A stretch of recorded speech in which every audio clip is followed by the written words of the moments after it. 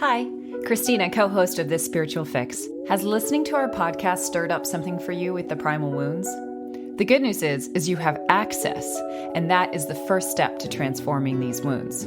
We created support packages to help you through this process, and they're available on our website, www.this.spiritual.fix.com. These packages were designed by Anna and I, combining techniques and hacks from our own experience working through our own wounds.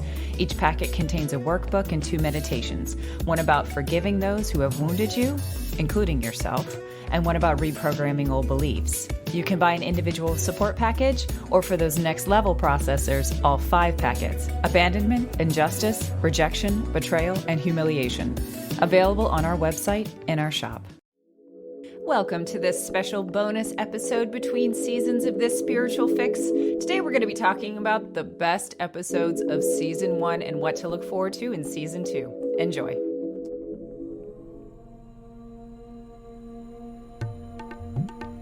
Hypnosis, mindfulness, meditation,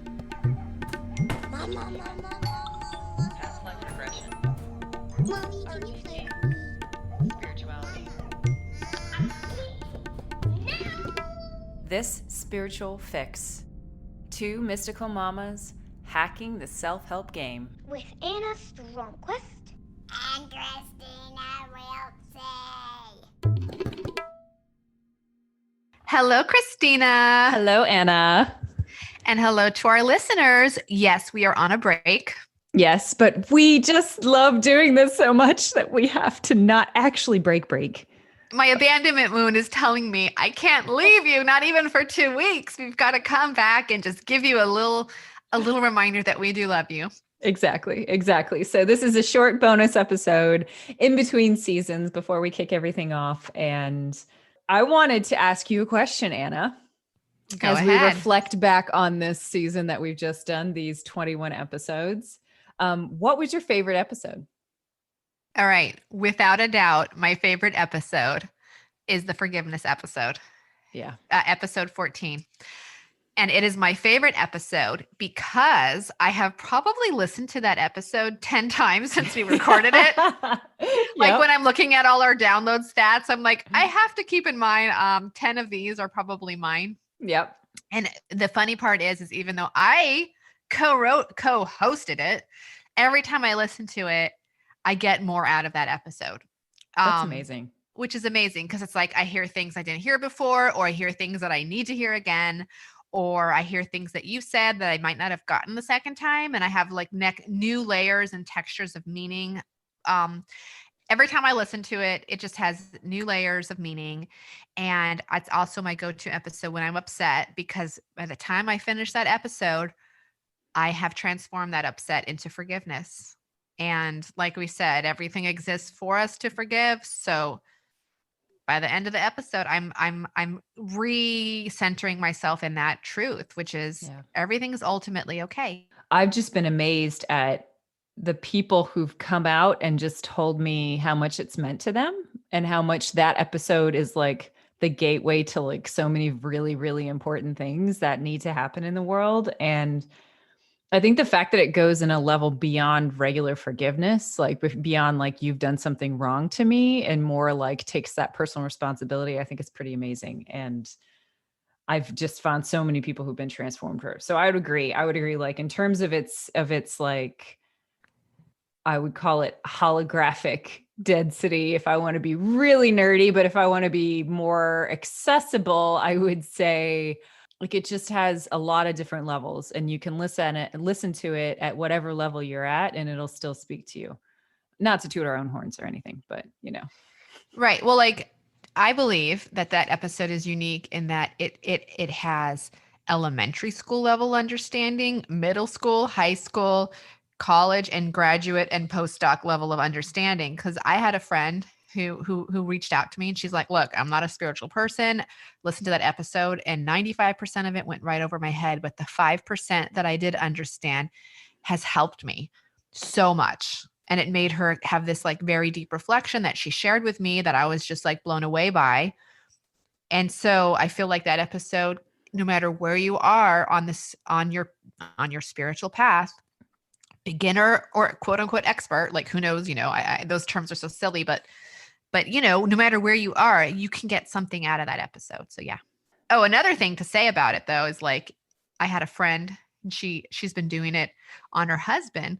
She texted or she called me. She's like, you won't believe it.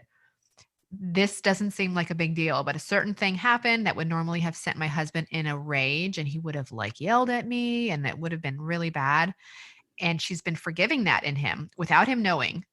And a certain situation happened that normally would have led to rage, and it didn't. And she's like, it might not seem like a big deal, but this was such a big deal, because she was like braced and ready for him to just go do his thing. And he didn't. Wow. And he like walked away and was like, I just need a few minutes to cool down. And then he walked back. He's like, I'm so sorry about that. Wow. Like, she was like, what? Yeah. It's amazing when you give someone the space to just to get rid of their patterns. Like, forgiveness gives people the space to be a new person, because if you're holding them in a frame of mind, it's hard for people to leave the picture, like using the analogy of pictures and frames, right? Like, you're holding someone within a picture of who they're supposed to be. They can't really go anywhere else. So to add to that, like in my marriage, regardless of the fact that my parents, especially my father, are strong feminists, in my family, in my husband and I's marriage, we have pretty like rigid gender roles. It's just kind of coincidental. It's just the way things happen. And yeah, we do have kind of like, certain gender roles. So after doing the episode, I've been forgiving gender roles. I've been forgiving, male privileged. I hate that word, because I'm realizing that for as much misogyny there is in the world, there is that much misandry. Is that the word? Misandry? For as much misogyny in the world, there is that much misandry. Like, it's all over the place. Like, men are just equally hated as women in this world, but like they can't vocalize it because they're the dominator. Yeah. And they also have the power. So that's when it becomes they have that power in quotes, but do they? I mean, that's a whole nother. Well, yeah, let's not even go there, because I was like, oh God, I even get triggered just by saying that. But yeah. Well, I've been forgiving gender roles, and it's so funny because today we checked the podcast charts, and we hit number 88, which was, I said it, when we get the top one, as soon as we hit our top 100 in this podcast, I'm going to get a cake. And my husband would call me up. He's like, Anna, I want to bake you a cake today for doing that. And I'm like, what? Like for people who don't know my husband, him asking to bake me a cake is as unbelievable as Donald Trump voting for Biden. Okay. It's just like so not characteristic of them. And I swear it's because I've been forgiving him.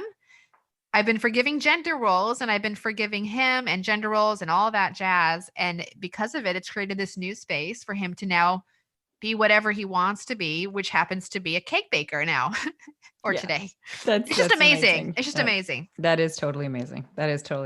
All right. So I am indecisive, as I usually am. I can never pick a favorite.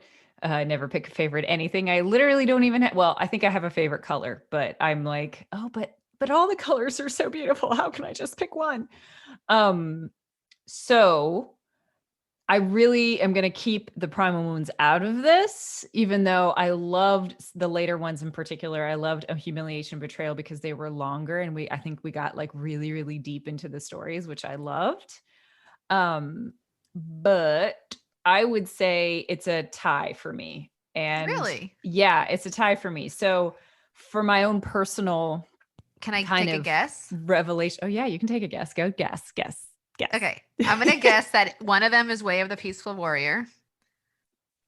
Well, I would say normally yes, but okay. That's your first guess. What's your second guess? That was I'll my first guess, and my second guess was going to be episode 8, which was the grief episode. Right. So you are correct. You are definitely correct on the second count. I think I loved Way of the Peaceful Warrior, but it felt at the same time it was like early on. We recorded it early on days, and there's like kind of other things involved with that one. But for my own personal revelation of shadow work. So this is how I'm going to totally place it. So for shadow work, when it comes to the episodes, that grief episode was massive for me, right? Because it marked a complete understanding that I had in and I heard this in other people as well, is that, I talked about how children handle grief and how children handle bereavement and how like it hadn't been understood before and how the milestones as you grow up. But we also talked a lot about like the experience of grief and how we handle it in our culture. And I got a lot of feedback from people about how much that meant to them and how so many people cried at that episode, and we cried in that episode. And it was just like, it was hugely revelatory about like processing part of my shadow that I hadn't processed before. It's probably the first podcast I ever heard where both co-hosts were crying on the episode, which sets us apart. True crime has become its own genre. Podcast crying will soon be its own genre. Yeah, let's hope that we can be trendsetters like that. We're the pioneers. We're the pioneers of the crying podcast. Podcast guaranteed to make you cry. We'll just have a whole bonus series on the saddest stories we can come up with, just so that you can process, and so that in case you ever need a good cry. So for light work, if I want to do the opposite, so if I want to go and say like, was all the stuff that you did in the very beginning with the monk, I think humility, acceptance, and gratitude, and the whole experience of grace, like especially episode 3, like for so long, that was my favorite episode. Oh, because understanding the process of becoming empty has become like kind of the North Star of my spiritual practice now, is like, how can I become as empty as possible? Like, and I do that by doing my shadow work. And I also do that by like, just filling myself up with as much grace and light. And like, I don't actually fill myself up. I allow myself to be filled up with whatever it is. And it just feels so good. Good. Like, it just feels better than anything else. So, well, I can't believe we did it. 21 episodes across 14, 15 weeks. Yeah. We had a lot of learning that we learned, and a lot of it's just not what I expected. I mean, it's an understatement. Yeah. Understatement. There was far more learning for both of us involved than we knew. That like, we didn't realize the universe was going to be like, oh, you want to talk about these topics? Ha ha ha ha. Let's make sure you really know what you're talking about. And then, give us some life experience that fittingly, taught us what we needed to learn for the episode. But it was good. It was really good. We got so much good back. We got in the top 100, which was my major goal, celebrating with a cake tonight. And what's in store for next season, Kris? I am excited to go into next season because we're going to be doing episodes, like the first parts of the season are going to be stuff on like co-creation, which we've talked about in our kind of warm-up time in the beginning of every episode in the past. We're going to be talking about kind of like crystals and kind of all these other things that are really popular, and a lot of people use it as kind of the way that they can understand things. But we want to add, like, I'm excited to add a different depth to that and to add a bunch of stories to that. And then you also have an amazing series, right, that you're planning? Yeah. So, and a lot of times in the series episode, season 1, I keep saying, and I was talking to my higher consciousness, and we'll teach you how to do that one day. I kept saying that. Because there's just like so much, like you can't just teach someone how to talk to their higher consciousness. I think it took me like 6 months, Yeah. So that will be a 3-part series I'll be leading, is basically how to speak to your higher consciousness. But it's going to be 3 episodes to teach it, because it requires so much. It requires a lot of you to recognize what's your strongest intuition type. And then of your intuition type, how can you make it stronger? And then what tools can you use to actually access your guardian angels or your higher consciousness? So that is awesome. Yeah. Yep. But that's something to look forward to. That's something to look forward to. It's something that will take a lot of time to explain, but I think it's really worthwhile. And I think it's something that's accessible to everybody. Yep. And I'm also planning a series, but I don't know which. So I'm going to ask you, our listeners, to help me decide which should be it. So it's a kind of a tie between doing a more in-depth session on co-creation and kind of talking to your elemental guides and things like that, or human design or something else of what you guys want me to talk about that we've talked about in the past. And so if you want to vote, go to our TikTok page. And our TikTok page is at this.spiritual.fix. No periods, nothing, just this.spiritual.fix. You can follow us. You can like any of our videos, and you can basically go into our profile and just put a question down in the Q&A. I'm going to put the question down and be like, what do you want our series to be on next season? And you can go ahead and answer in that. My vote is for human design. I want you to do it on that. That's my own thing because I would love to learn more about it. Yeah. Yeah. Cool. All right. One for human design. Speak One up, vote y'all. for human design. So, all right. Well, we hope you enjoy your break. I don't know how much of a break it's been. And we'll see you next time. See you next time. That's it for this bonus. Be sure to come back on June 8th for our regular season and another bonus next week. And remember, humility, gratitude, acceptance. Done.